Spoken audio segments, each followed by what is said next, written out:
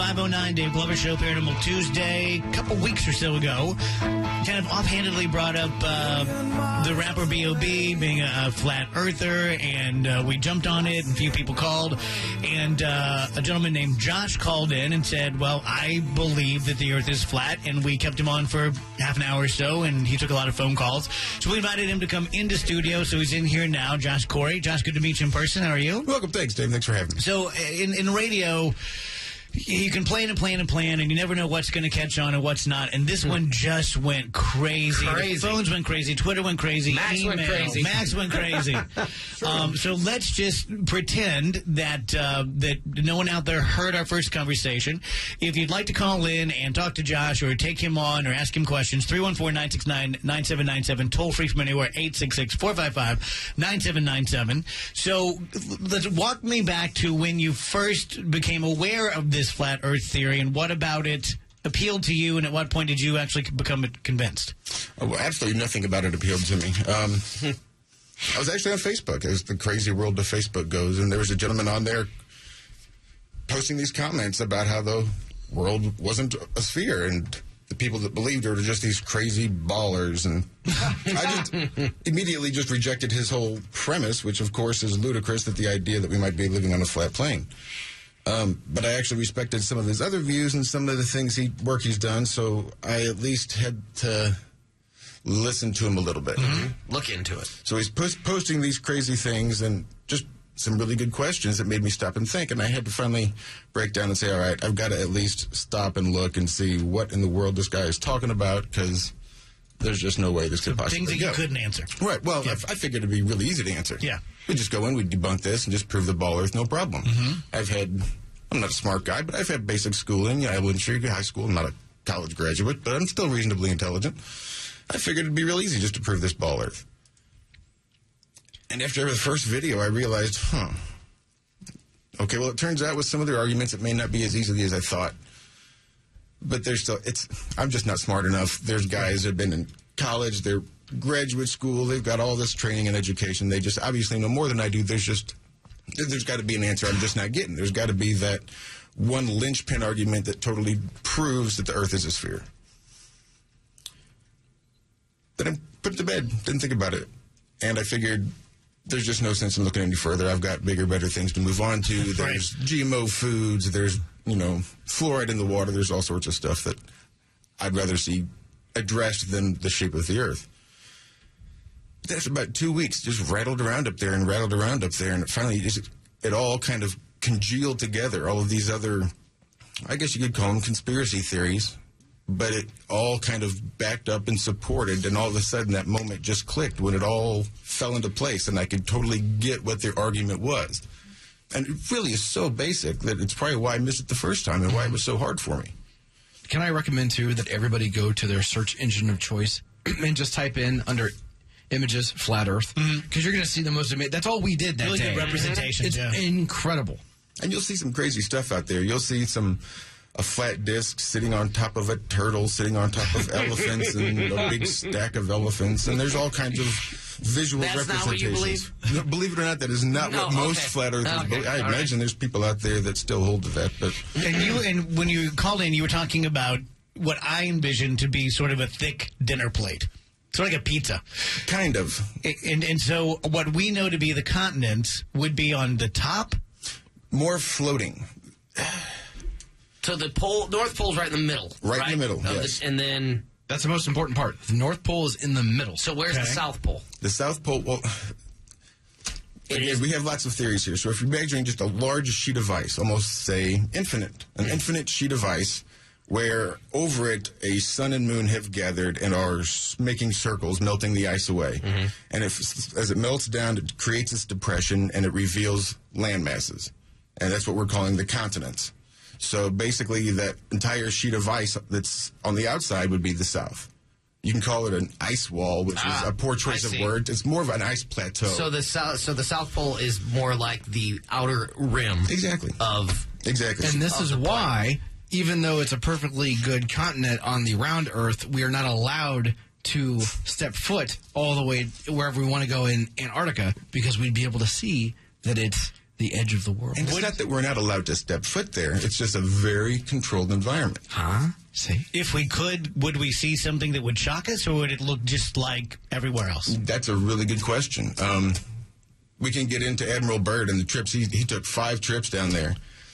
He came back, and when he got back, he went on TV, and he started to talk about the things that he saw on this TV show back in the 50s called the Longines Chronoscope or something like that. It's a crazy name. But he was talking about a landmass larger than the United States and Russia, and uranium, and just all these natural resources that would basically benefit and fuel the economies of the world for the next 100 years or so. That picture that Max has up, is that about at least your sect of flat eartherism? Is that about right? That's pretty close. Okay. Where the white like you edge said, there's is. so many That would be different the Antarctic wall. And so I guess our atmosphere is almost like a dome over us. And I guess a lot of flat earthers believe that the sun and the moon and the stars are right there within that dome, correct? Yes. The stars, too? Because I understood either from Josh or another caller that the sun and the moon were smaller and closer and more of a localized phenomenon. But the stars also? Well, if you think of the stars, think of it in the North Pole, you stand an umbrella. And the umbrella covers basically like a dome, and you can just rotate that umbrella, and the stars themselves would move around the flat Earth. And that's, in a lot of the basic theories, that's where the model has rested. Explain, somebody was talking, called or maybe sent a tweet or an email right after your last call that said, well, okay, if the sun is basically just sort of circling around the continents, sort of if you just think about above the plate, just make us the sun like make a a flashlight, circle. basically. Like a flashlight. How would in some places like Alaska and other places up north have sunlight for half the year and be pretty much dark the rest of the year if the flashlight is always moving like this? Well, not only does the flashlight move, but it travels back and forth along the Tropic of Cancer to the Tropic of Capricorn. So depending on where the sun is actually, where it's doing its spinning, will determine who actually can see it. So the farther north it is, the longer you'll be able to see it when you're in the north. There is video of, well, 2 videos that I know of like a 24-hour sun in the Antarctic, but I'm not entirely convinced those are legit. If you research it, too, it's interesting how, of course, the world was accepted as flat for a very long time, and we all learned in school until Galileo said, he was in prison for his heretical beliefs because they thought it was anti the Bible. Because people thought that the Bible taught, and the ancient Hebrew, religions taught that the earth was flat. And then you get into this idea of this conspiracy theory, faking the moon landing, trying to prove to people that we could shoot rockets into space, that now it's almost too far gone. That even if we do have proof that it's a flat earth, they can't go back because there's too much money to be made to keep people away from the edge of the flat earthers have to. It's part of the flat Earth belief that the moon landing was faked, correct? Yes. Because it couldn't have it both ways. You couldn't have the pictures of the moon with the round Earth. And okay. I'm still not understanding why we would do that. Like, who's gaining what? Who's making money off of flat Earth? Than making us believe that it's a sphere. Did they make money off of the moon landing? Was the moon landing so important where did all that NASA money go? And then now to go back and say, wait a minute, the Earth is flat, then you would have to go back and say the government lied to you for 4 decades. Tons of people calling in. You can also tweet Tony a question. Kyle, welcome to the show. Go ahead. Oh, hi, I get it. So my question is, how would you explain sunset and sunrise time differences, even in America, when you have a 3 or 4 hour difference? With modern technology, you could call someone from New York in L.A., and they would obviously say it's dark there or it's light there. How would you explain that if it's a flat Earth? Sure, Kyle. It's actually just a matter of perspective, really, and where the sun actually vanishes off to as to where sunset actually occurs. Because you're creating all sorts of false horizons based on your altitude. So if you're in the city and you're surrounded by buildings, the sun's going to look like it's going down a lot earlier than it is because it's going down behind the buildings. So to explain it to somebody, I like the flashlight analogy, if that's correct, that basically if you were to hold a flashlight over a plate and you were to just move it with your hand in a circle, that's that's the sun flashing down. So as it moves across the continent, in the eastern part of the continent would get light first and then would get dark first as the flashlight went around. We're convincing Tony finally. Is that correct? That's correct. Is that the theory? That was part of the theory. I'm just trying to clarify the theory for the people listening. Hello, John. Go ahead, John. Yeah, hey, here's the deal. Well, first, I need to make a correction. Galileo wasn't in prison because he thought the Earth was round. It was because he proposed a heliocentric solar system as opposed to Earth-centric. Ah, yes, you're right, John. You're right. Right. No, Chuck, not John. Anyway, this whole idea of like a flashlight going over because of your altitude perspective, that would suggest that there's a bulge somewhere and that it's not completely flat, that it is, well, significantly bulged. But has this guy ever heard of, like, I don't know, NASA? You know, guys that sent rockets up and actually have taken pictures of these things. All fake. Yeah, the sun is really far away. You know, guys that actually landed on the moon. Nope. Yeah, that's that. You'd necessarily have to believe that You would have to believe that that's all fake. all space travel is It's been faked. Again, it's all kind of this total big picture view of the flat Earth theory. And then NASA starts back on the heels of the Nazi war machine. So basically, it was after the Nazi party came that the CIA came over and said, we see all these scientists, and we would really like to have their knowledge in America. And Russia saw the scientists and said, yeah, we want the same thing. So they divvied up the scientists, and we brought some to America. It was called Operation Paperclip. Some stayed with the CIA and ventured into mind control techniques, and some went and started the rocket program, and what would then become the NASA program. Some Twitter questions. If the sky is a dome, what are meteors made of, and where are they from? If the sky is the dome, I suppose meteors could be Or made. just in your theory, where meteors come? Are they still coming from space, or are they still They certainly flying appear in, to be hitting falling. They certainly appear to be falling from the sky. That much we know. They appear to come down, and for the ones that crash, they crash, and for the ones that burn up, they make it pretty light. Where they come from, I don't So know. they're still coming from above. That's what it looks like at the very least. I mean, it's not like an airplane that just seems to come from horizon to horizon. Hello, Sharon. Go ahead. Hi. I was wondering if the gentleman there would know anything about Flight 800 that crashed off the East Coast after it picked up the most knowledgeable and valuable man who had just retired from NASA several years ago. Remember when Flight 800 crashed? Sure. And then eventually they said they saw something hit it. Well, I'm convinced that was shot down because he was on that flight. And I remember after that, they never did publish the names of passengers on airplanes that crashed. But he was on there. And I was just wondering if he knew anything about that. I don't really have information in regards to the Flight 800. It's a little out of my scope. Quick break. Back more with Josh Corey. If you believe the Earth is flat, you want to take him on, give us a call, 969-9797. Toll free from anywhere, 866-455-9797.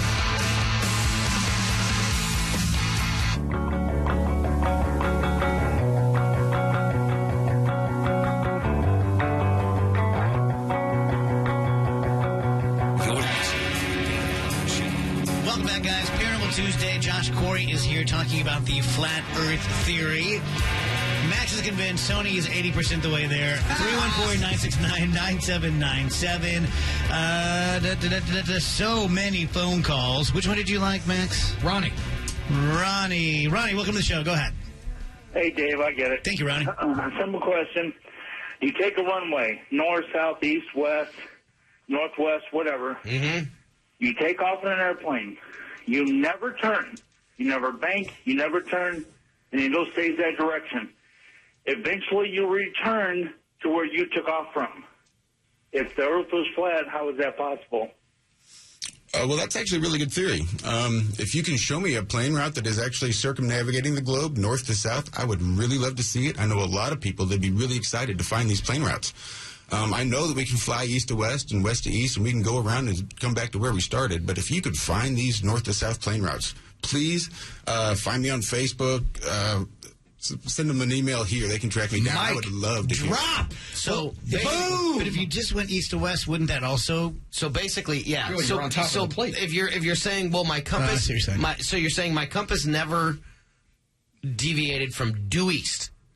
How can I go due east on the compass, never deviate, and end up getting back to where I was and not fall off the edge?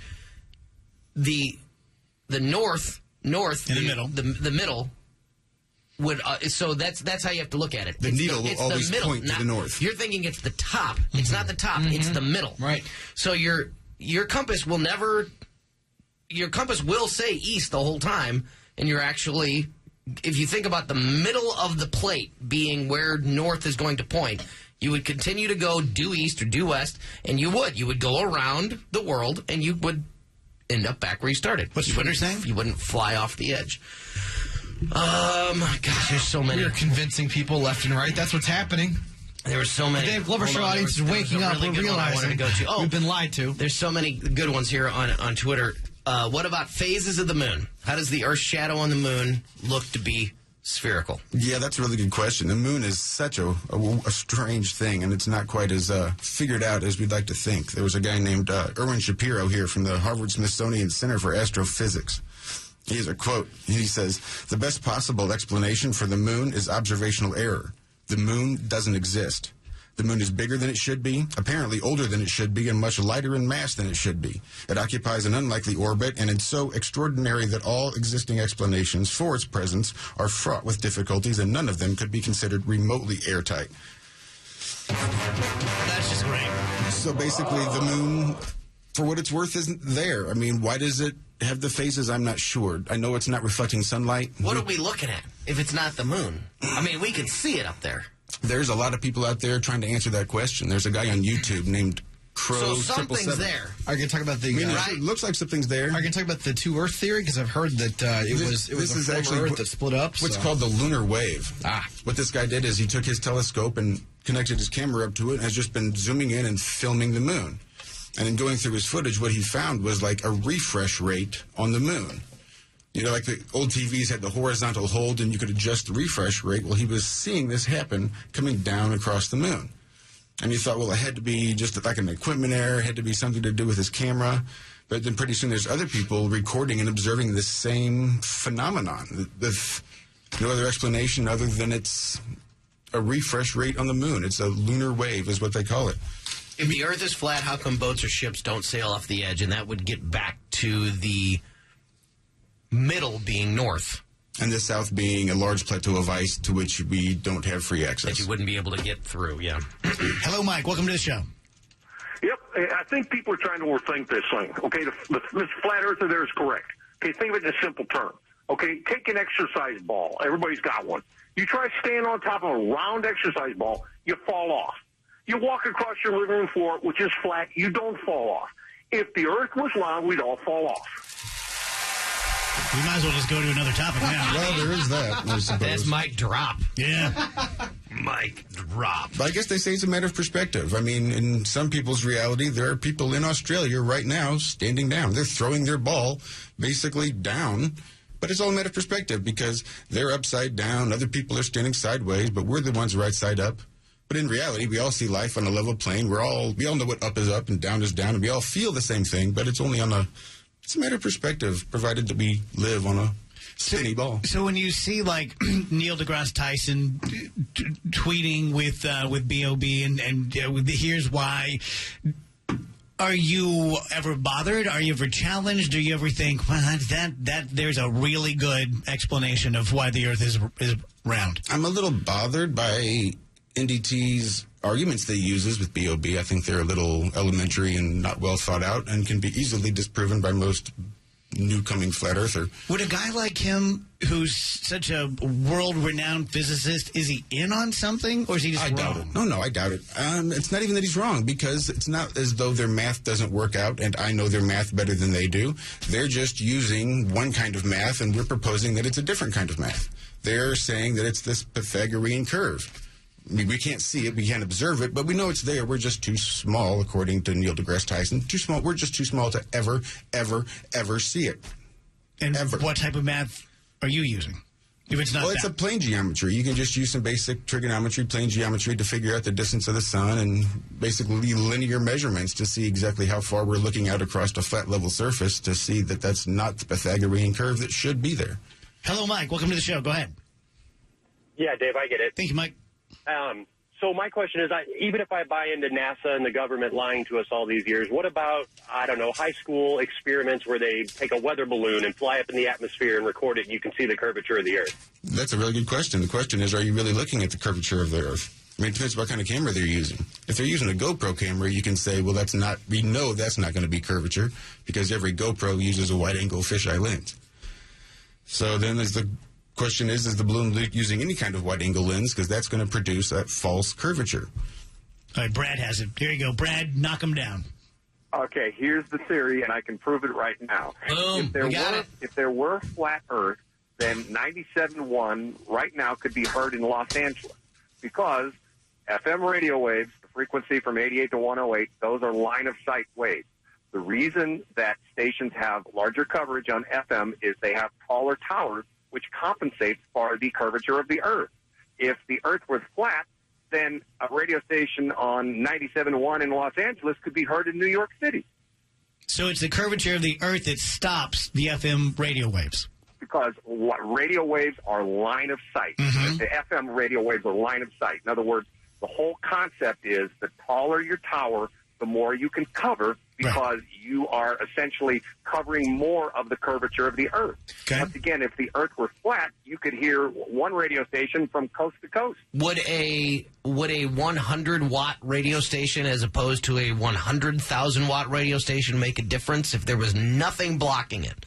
Of course it would because of more power. But see, once again, if you take a 100,000-watt station and you put the tower up 100 feet, it's going to cover, let's say, 10 miles. You take that same 100,000-watt station and you put it at 1,000 feet, or like if you go up into the northern states where you have, towers that are 2,000 feet tall, those stations cover 300-400 miles because they can get around the curvature of the Earth. It's line of sight. Okay, Josh. Thank you, Brad. So how is it line of sight if it's 400 miles around the curve of the Earth? I mean, you're not going to be able to see. I mean, that's a lot of curvature drops. That's 400 miles times 400 miles times 8 inches. I should have brought a calculator. I don't know. I'm not that good at math. But that's a lot of drop for it to still be line of sight. So basically you're saying the power would dissipate eventually no matter what. I think maybe that'd be an interesting theory. I suggest highly suggest getting a very large tower and a super powerful antenna and just broadcasting some of your own FM waves. FCC would love that. Twitter says, I still miss Dr. Lynch, but this helps a lot. Good. Awesome. Josh, thanks for coming in. Do you want people to find you? You can try to find me. I'm not really hiding anywhere. Feel free. What is, if somebody wants to read about your belief, because you said there's a lot of your version of the flat Earth that you believe in, how would they do more research? I say go on YouTube, research flat Earth. It's growing. Absorb as much information as you can, find out what's true, find out what's false, and make the truth your own. You'll see what's real and what's kind of BS. Be right back, DJS.